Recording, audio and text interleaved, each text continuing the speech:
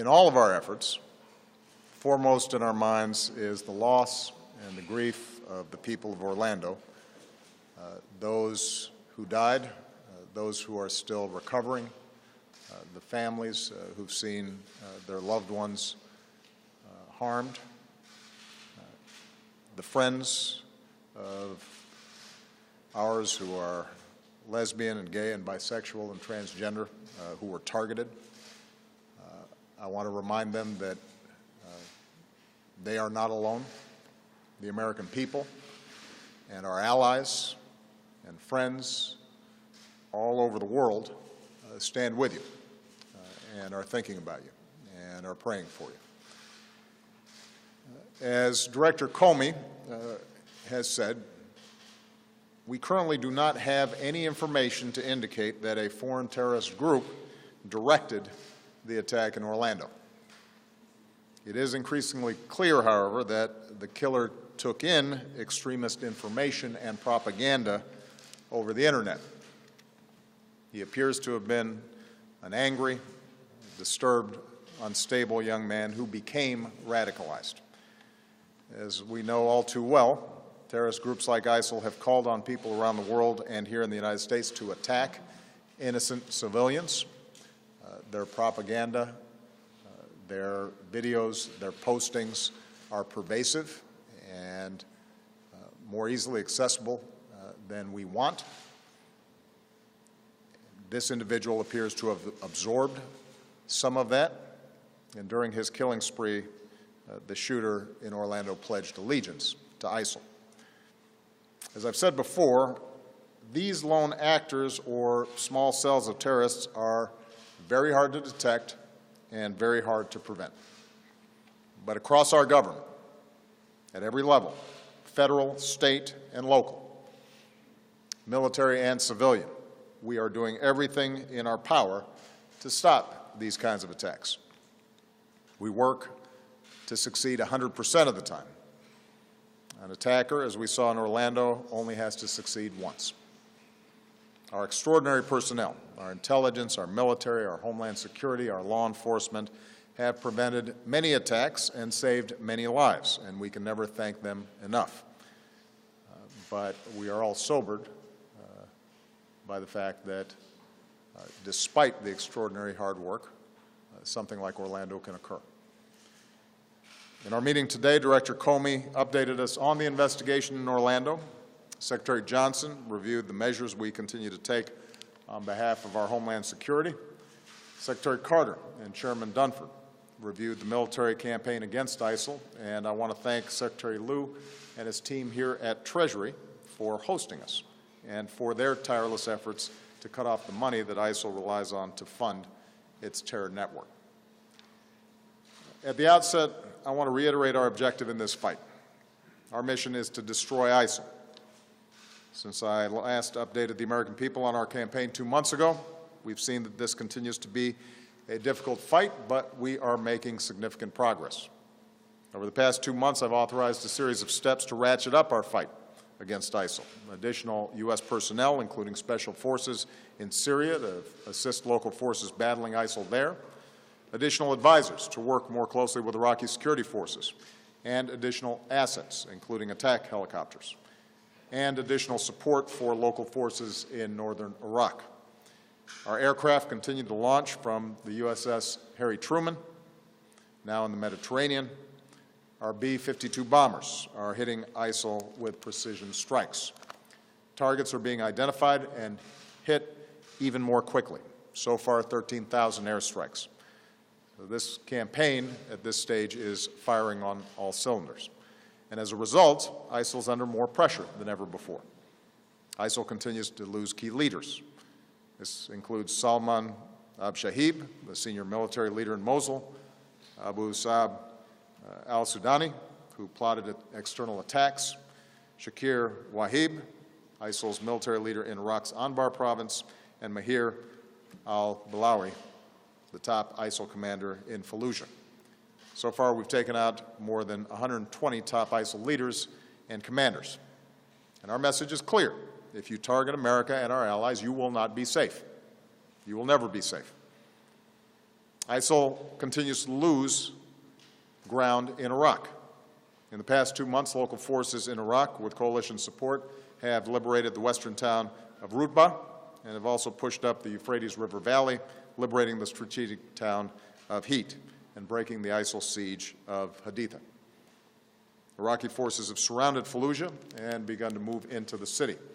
Meanwhile, in the north, Iraqi forces continue to push up the Tigris River Valley, making gains around Makhmur, and now preparing to tighten the noose around ISIL in Mosul. All told, ISIL has now lost nearly half of the populated territory that it once controlled in Iraq, and it will lose more. ISIL continues to lose ground in Syria as well. Assisted by our Special Operations Forces, a coalition of local forces is now pressuring the key town of Manbij, which means the noose is tightening around ISIL in Raqqa as well. In short, our coalition continues to be on offense. ISIL is on defense, and it's now been a full year since ISIL has been able to mount a major successful offensive operation in either Syria or Iraq. As ISIL continues to lose territory, it also continues to lose the money that is its lifeblood. As a result of our strikes against its oil infrastructure and supply lines, we believe that we've cut ISIL's revenue from oil by millions of dollars per month. In destroying the storage sites where they keep their cash, we've deprived ISIL of many millions more. Thanks to the great work of Secretary Liu and many others here today, and working with nations and financial institutions around the world, ISIL is now effectively cut off from the international financial system. Cutting off ISIL's money may not be as dramatic as military strikes, but it is critically important, and we're seeing the results. ISIL's cash reserves are down. It has had to cut salaries for its fighters. It's resorting to more extortion of those trapped in its grip, and by ISIL's own admission, some of its own leaders have been caught stealing cash and gold. Once again, ISIL's true nature has been revealed. These are not religious warriors, they are thugs, and they are thieves. In continuing to push on this front, I want to mention that it is critical for our friends in the Senate to confirm Adam Zubin, my nominee for Undersecretary of Terrorism and Financial Intelligence. Adam has served in Democratic and Republican administrations. Everyone agrees he's eminently qualified. He has been working on these kinds of issues for years. It's now been more than a year since I nominated him, more than 420 days, and he still has not been given a full vote. There is no good reason for it. It is inexcusable. So it's time for the Senate to do its job, put our national security first, and have a vote on Adam Zubin that can lead our financial fight against ISIL and help keep our country safe.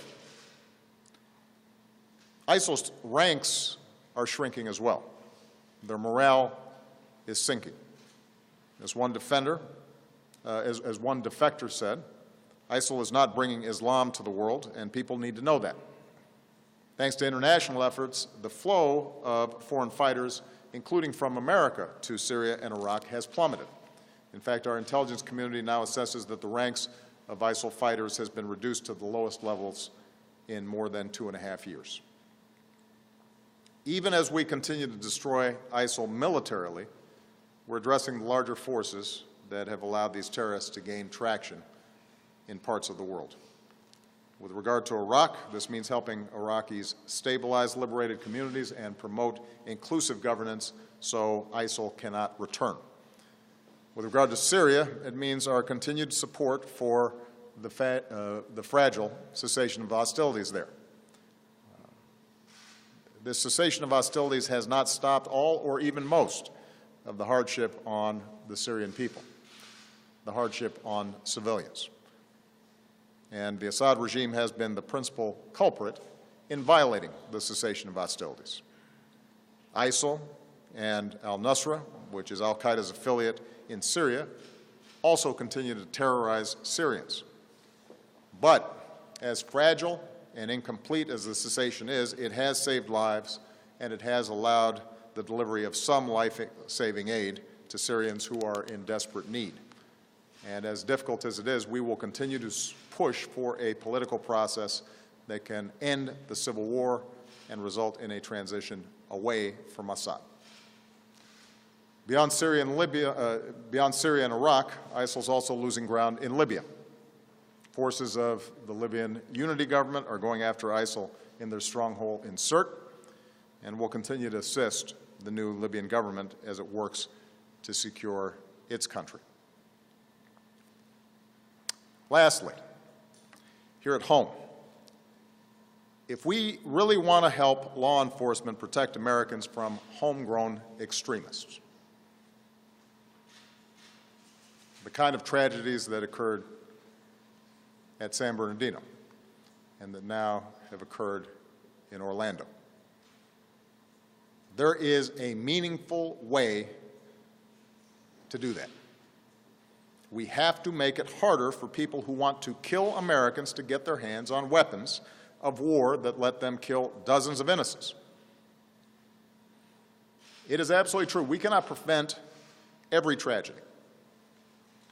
But we know that, consistent with the Second Amendment, there are common sense steps that could reduce gun violence and could reduce the lethality of somebody who intends to do other people harm. We should give ATF the resources they need to enforce the gun laws that we already have. People with possible ties to terrorism who aren't allowed on a plane shouldn't be allowed to buy a gun. Enough talking about being tough on terrorism. Actually be tough on terrorism and stop making it easy as possible for terrorists to buy assault weapons. Reinstate the assault weapons ban. Make it harder for terrorists to use these weapons to kill us.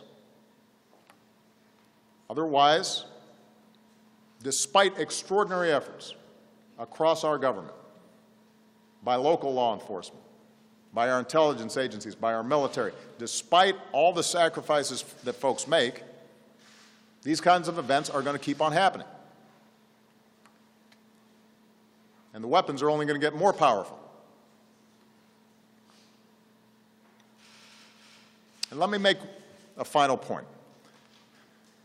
For a while now, the main contribution of some of my friends on the other side of the aisle have made in the fight against ISIL is to criticize this administration and me for not using the phrase radical Islam. That's the key, they tell us. We can't beat ISIL unless we call them radical Islamists. What exactly would using this label accomplish? What exactly would it change? Would it make ISIL less committed to trying to kill Americans? Would it bring in more allies? Is there a military strategy that is served by this?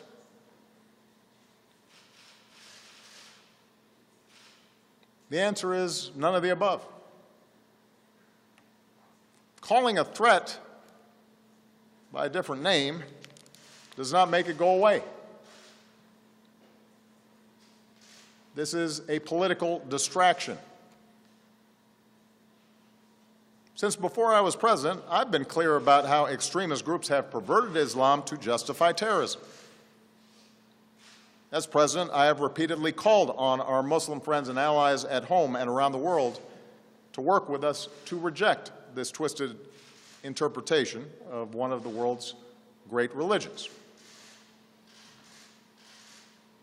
There's not been a moment in my 7.5 years as president where we have not been able to pursue a strategy because we didn't use the label radical Islam. Not once has an advisor of mine said, man, if we really use that phrase, we're going to turn this whole thing around. Not once. So if someone seriously thinks that we don't know who we're fighting, if there's anyone out there who thinks we're confused about who our enemies are, that would come as a surprise to the thousands of terrorists who we've taken off the battlefield. if the implication is that those of us up here and the thousands of people around the country and around the world who are working to defeat ISIL aren't taking the fight seriously, that'd come as a surprise to those who've spent these last 7.5 years dismantling al-Qaeda and the Fatah, for example, including the men and women in uniform who put their lives at risk, and the special forces that I ordered to get bin Laden and are now on the ground in Iraq and in Syria. They know full well who the enemy is. So do the intelligence and law enforcement officers who spend countless hours disrupting plots and protecting all Americans, including politicians who tweet and appear on cable news shows. They know who the nature of the enemy is. So there's no magic to the phrase radical Islam. It's a political talking point. It's not a strategy. And the reason I am careful about how I describe this threat has nothing to do with political correctness and everything to do with actually defeating extremism. Groups like ISIL and al-Qaeda want to make this war a war between Islam and America, or between Islam and the West. They want to claim that they are the true leaders of over 1 billion Muslims around the world who reject their crazy notions. They want us to validate them by implying that they speak for those 1 billion-plus people, that they speak for Islam. That's their propaganda. That's how they recruit.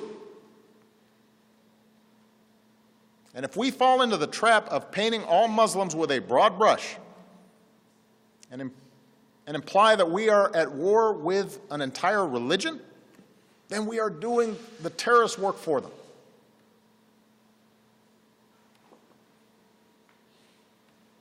Now, up until this point, this argument about labels has mostly just been partisan rhetoric.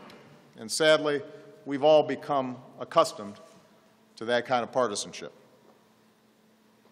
even when it involves the fight against these extremist groups. And that kind of yapping has not prevented folks across government from doing their jobs, from sacrificing and working really hard to protect the American people. But we are now seeing how dangerous this kind of mindset and this kind of thinking can be. We're starting to see where this kind of rhetoric and loose talk and sloppiness about who exactly we're fighting, where this can lead us. We now have proposals from the presumptive Republican nominee for President of the United States to bar all Muslims from emigrating to America. We hear language that singles out immigrants and suggests entire religious communities are complicit in violence. Where does this stop? The Orlando killer, one of the San Bernardino killers, the Fort Hood killer, they were all U.S. citizens. Are we going to start treating all Muslim Americans differently? Are we going to start subjecting them to special surveillance? Are we going to start discriminating against them because of their faith? We've heard these suggestions during the course of this campaign. Do Republican officials actually agree with this?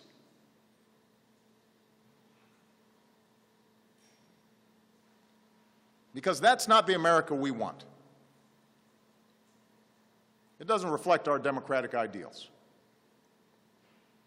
It won't make us more safe, it will make us less safe, fueling ISIL's notion that the West hates Muslims, making young Muslims in this country and around the world feel like no matter what they do, they're going to be under suspicion and under attack.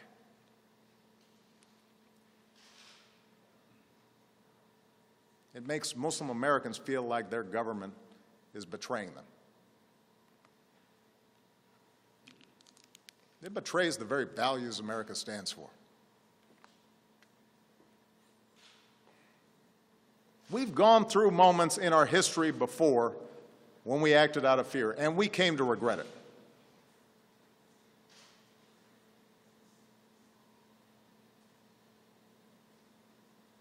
We've seen our government mistreat our fellow citizens. And it has been a shameful part of our history. This is a country founded on basic freedoms, including freedom of religion. We don't have religious tests here. Our founders, our Constitution, our Bill of Rights are clear about that. And if we ever abandon those values, we would not only make it a lot easier to radicalize people here and around the world, but we would have betrayed the very things we are trying to protect. The pluralism and the openness, our rule of law, our civil liberties, the very things that make this country great, the very things that make us exceptional. And then the terrorists would have won. And we cannot let that happen. I will not let that happen.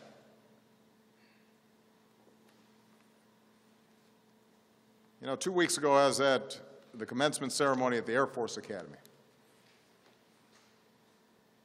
And it could not have been more inspiring to see these young people stepping up, dedicated to serve and protect this country. And part of what was inspiring was the incredible diversity of these cadets.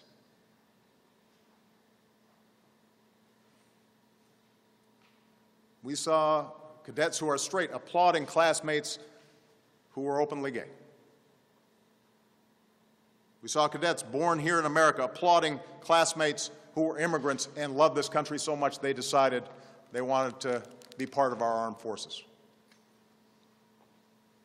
We saw cadets and families of all religions applaud cadets who are proud, patriotic Muslim Americans, serving their country in uniform, ready to lay their lives on the line to protect you and to protect me. We saw male cadets applauding for female classmates who can now serve in combat positions. That's the American military. That's America. One team, one nation. Those are the values that ISIL's trying to destroy. And we shouldn't help them do it. Our diversity and our respect for one another, our drawing on the talents of everybody in this country, our making sure that we are treating everybody fairly, that we're not judging people on the basis of what faith they are, or what race they are, or what ethnicity they are, or what their sexual orientation is.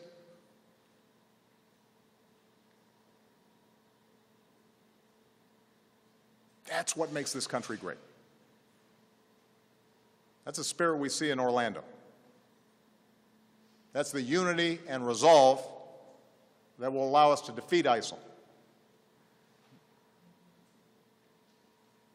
That's what will preserve our values and our ideals that define us as Americans.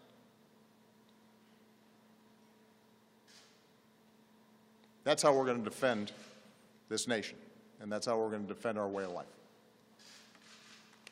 Thank you very much.